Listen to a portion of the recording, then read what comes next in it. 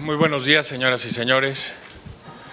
Procederemos a leer frente a ustedes un comunicado y después contestaremos preguntas y respuestas. La conducción de esta conferencia estará a cargo del señor Luis Estrada, director general de Comunicación Social de esta Secretaría.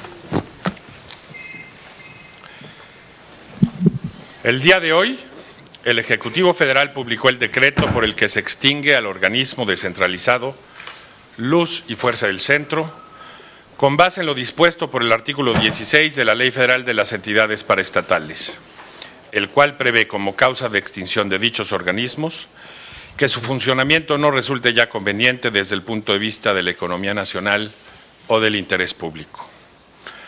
Luz y Fuerza del Centro enfrentaba una situación financiera insostenible que requería de una transferencia cada vez mayor de recursos con cargo a todos los mexicanos.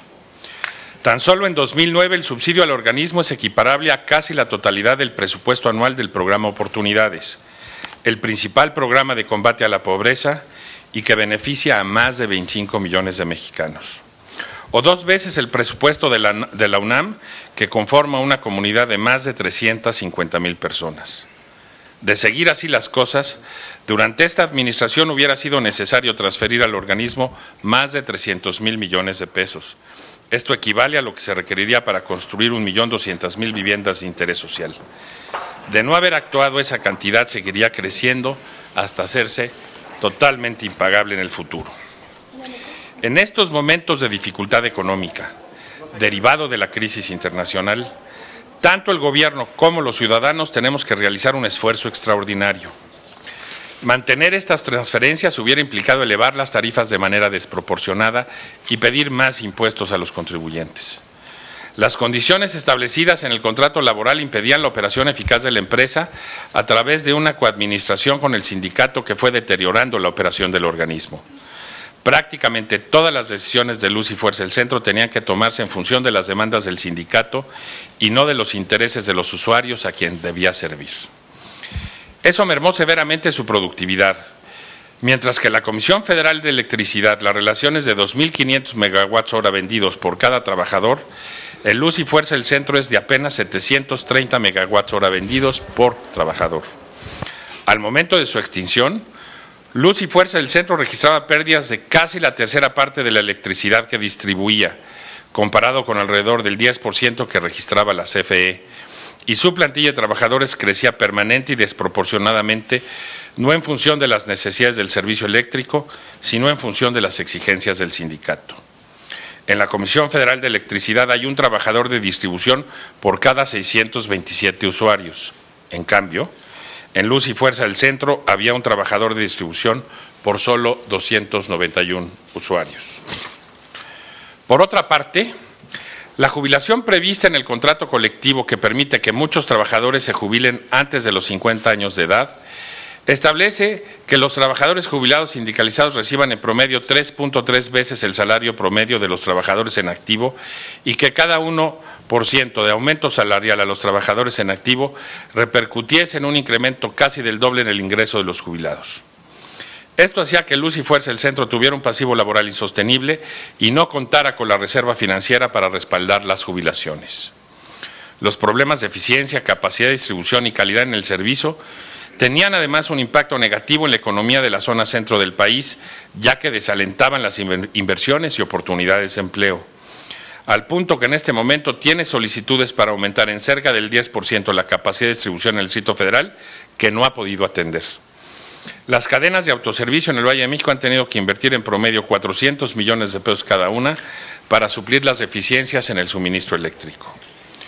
Antes de tomar esta decisión, el Gobierno federal realizó numerosos esfuerzos para elevar la productividad y mejorar el servicio que brinda este organismo a través de acuerdos y convenios con el sindicato, sin haber logrado avances. Luz y Fuerza del Centro prestaba el servicio público de energía eléctrica en el Distrito Federal, 82 municipios del Estado de México, 45 de Hidalgo, 2 de Morelos y 3 de Puebla.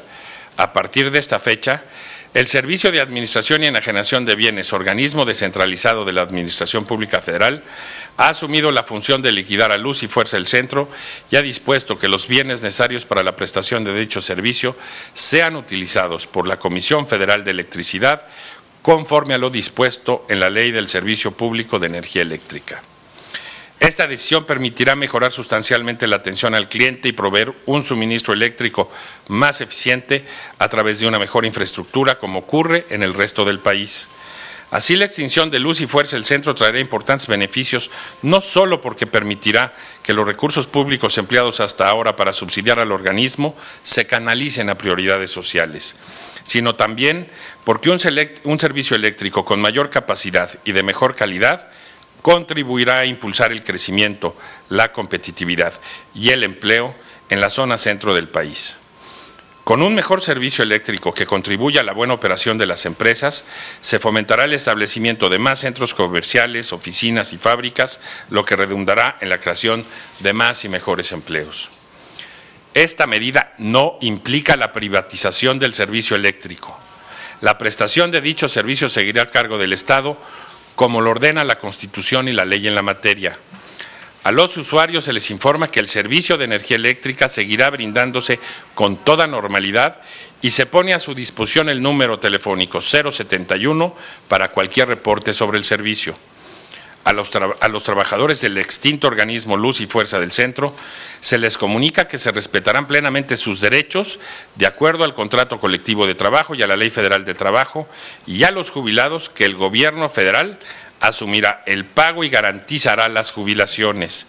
Para cualquier duda se pone a su disposición el número telefónico 01800 8010 Luz y la página electrónica www.lfc.gov.mx.